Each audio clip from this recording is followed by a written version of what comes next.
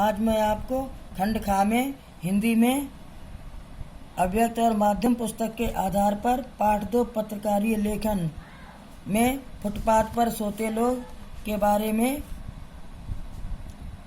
Footpath पर सोते लोग विषय पर फीचर बताने जा रही हूँ, जिसे आप ध्यानपूर्वक सुनेंगे, लिखेंगे व याद भी करेंगे।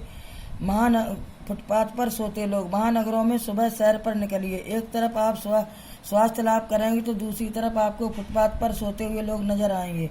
महानगर को विकास का आधार स्तंभ माना जाता है, लेकिन वहीं पर मानव के बीच इतना अंतर है। यहाँ पर 2 तरह के लोग हैं। एक उच्च वर्ग जिसके पास उद्योग, सत्ता, धन है, जिससे वह हर सुख भोगता है, उसके पास बड़े बड़े भवन है और यह वर्ग महानगर के जीवन चक्र पर प्रभावी है। दूसरा वर्ग वह है जो अमीर बनने की चाह में गांव छोड़कर आता है तथा यहाँ आकर फुटपाथ पर सोने के लिए मजबूर हो जाता है। इसका कारण उसकी सीमित आर्थिक क्षमता है।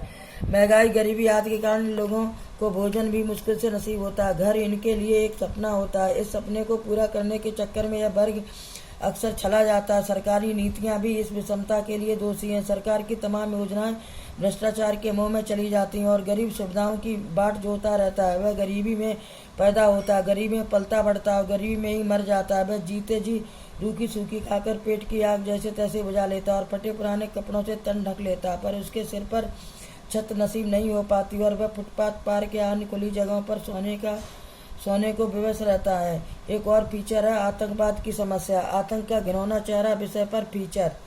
आतंकवाद की समस्या या आतंकवाद का घिनौना चेहरा।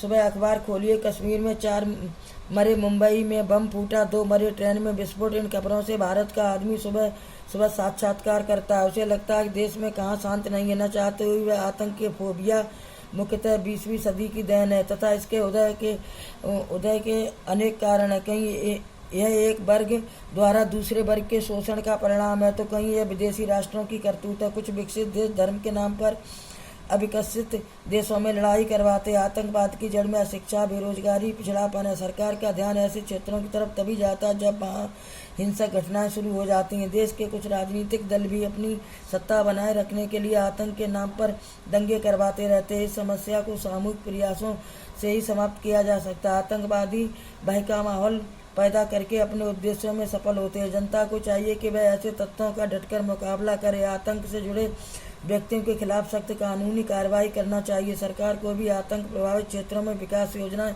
शुरू करनी चाहिए ताकि इन क्षेत्रों के युवक गरीबी के कारण गलत हाथों का खिलौना न बने। बच्चों, इसे लिखें, पढ़ें और याद करें।